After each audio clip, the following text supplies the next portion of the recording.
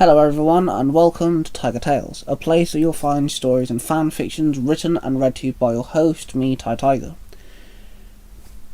Today, we're diving back with Power Rangers Future Foundation. Before we do, I just do want to quickly say that all my stories are fan fictions and they're not connected to the main continuity and copyright is not intended.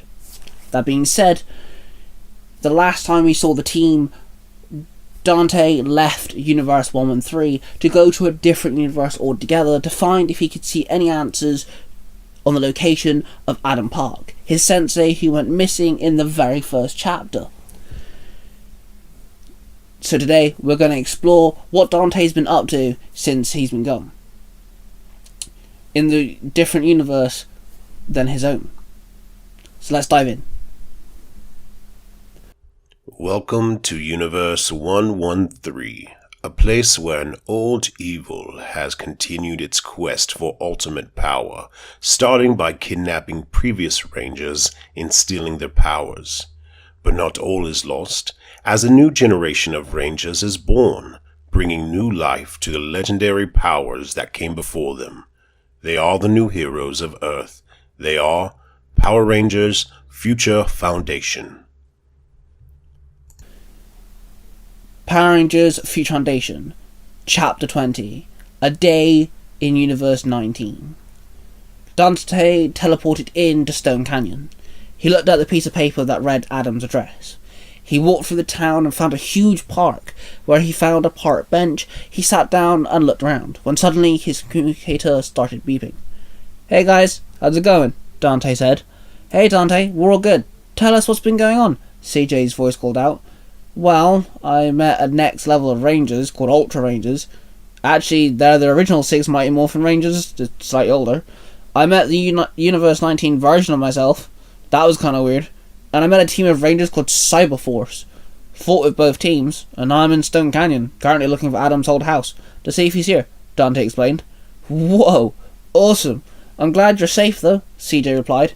"Dude, how was it talking to yourself?" Luca said, butting in.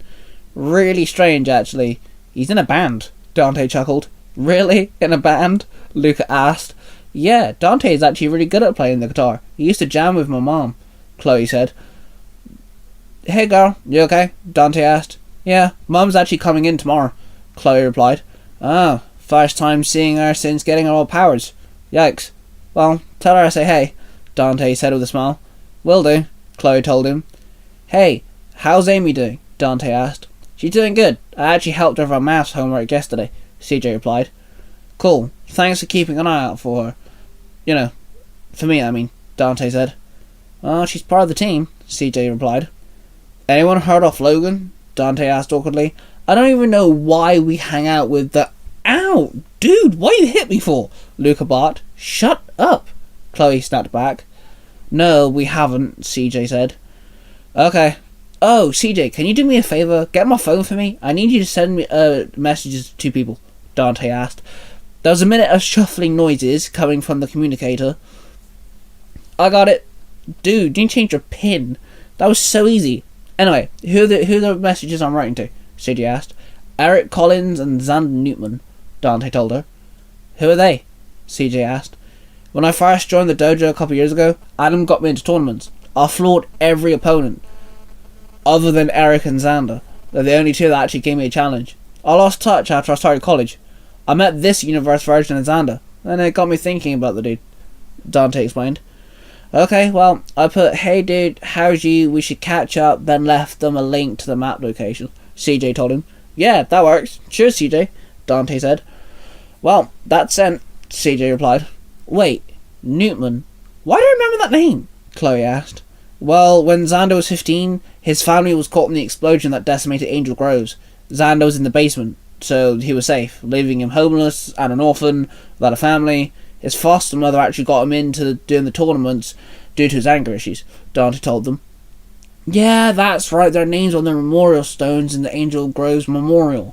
Xander was the only survivor. He was all over the news, wasn't he?" Chloe said. "Yeah.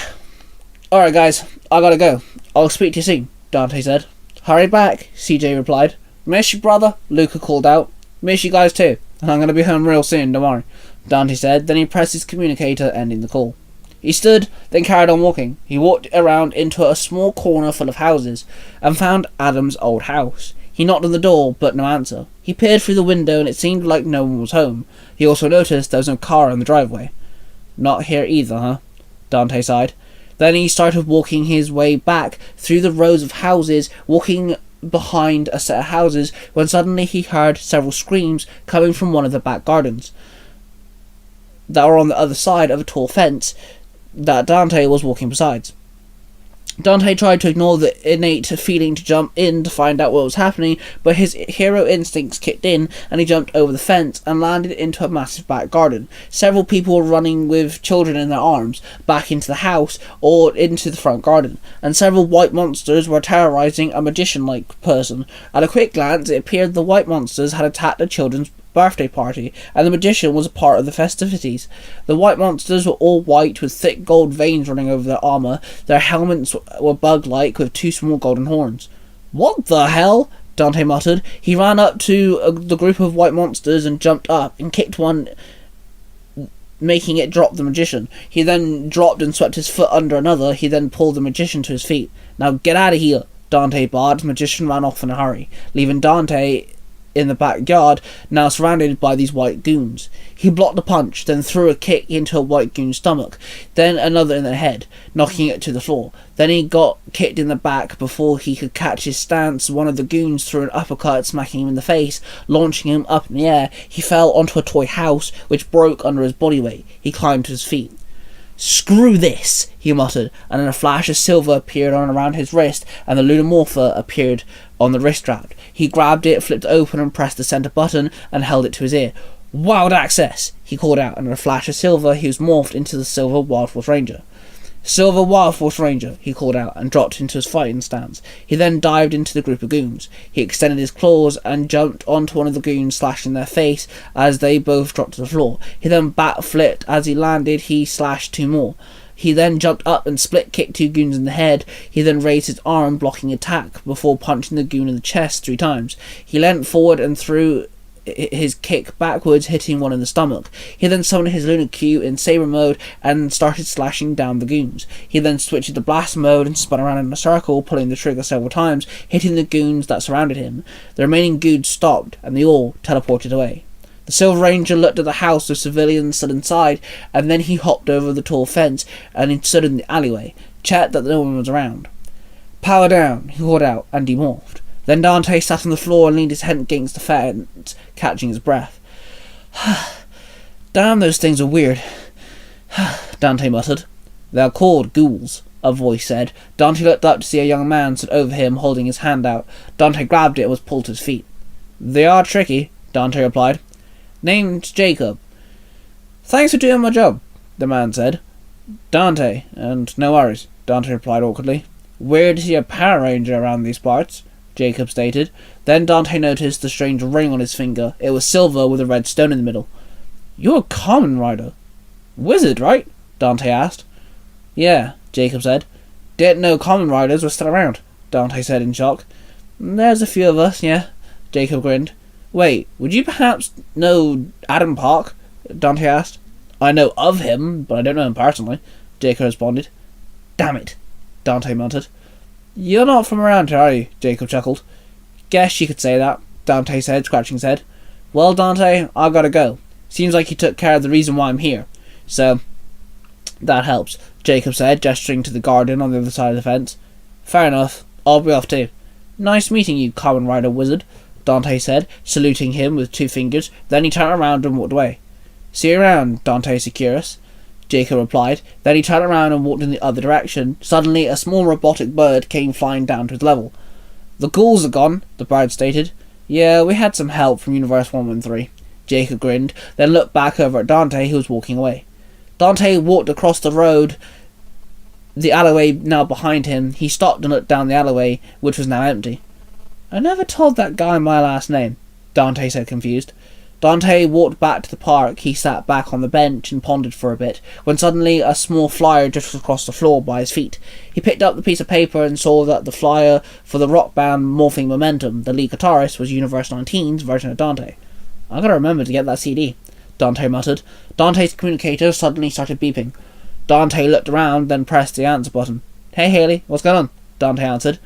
Hey Dante, you might want to head back to Blessington. I found something you might want to see. Haley replied. Yeah, sure, I'm on my way, Dante told her. Then he pressed his communicator and teleported back to Blessington.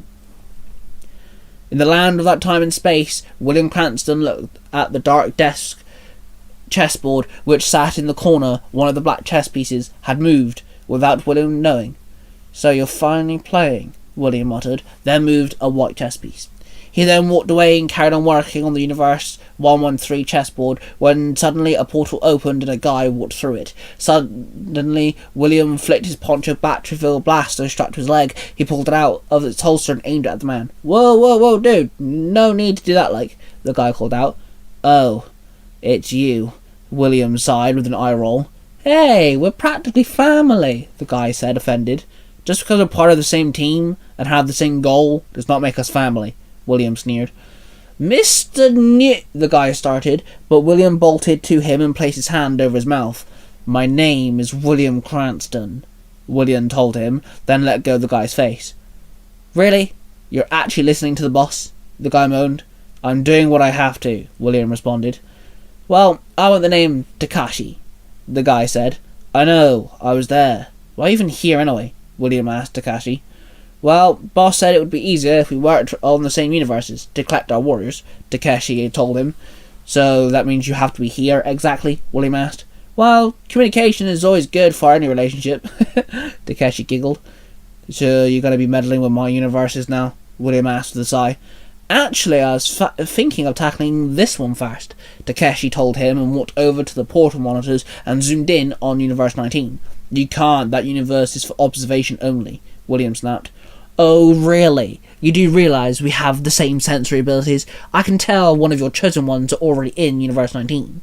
Now, and also, you found a team of rangers for your collection, Takeshi barked back. Fine, yes, you're correct, William confirmed. The boss said one universe and you got 2 and meddling with 4. Why? Takeshi asked.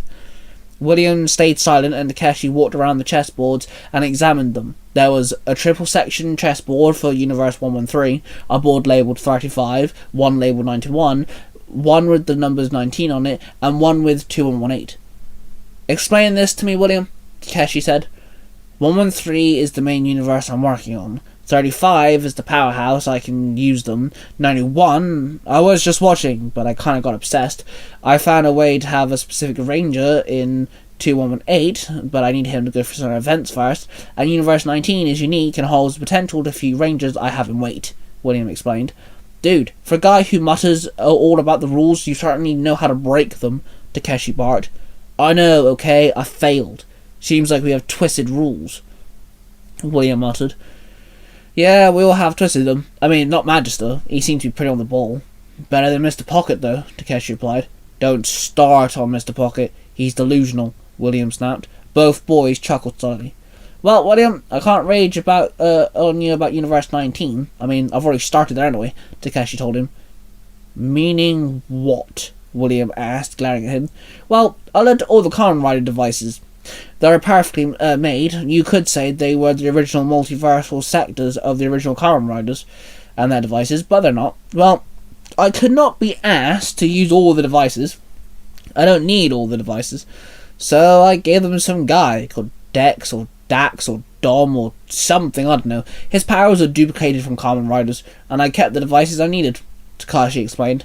Seriously? William barked. Hey, gotta start somewhere. And don't worry, I've actually picked someone and made them a rider in Universe 19, Takashi moaned. I have work to do and you're distracting me, William muttered.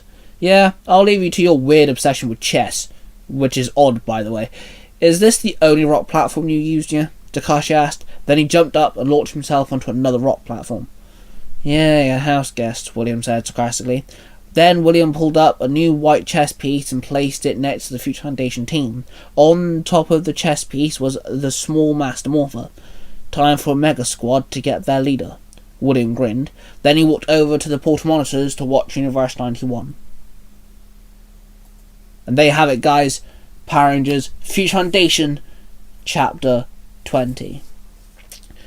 This chapter was brought to you by the production of the Three Ranger Bros Studios, which holds myself. Make sure you subscribe to the channel and tell me what you guys think down in the comments below. Second member is Mark the Red Corner Ranger, who is adapting comic books into audio dramas on his podcast, Naruto Comics. And of course, Cosplay Dude 637, aka my Parabatai, Willie, he is doing a lot of Power Ranger and Kamen Rider stuff in Power Rangers Universe 19, the podcast, so make sure you go check that out. As you can tell by the name, Dante's in Willie's universe, and that's what this chapter is all about.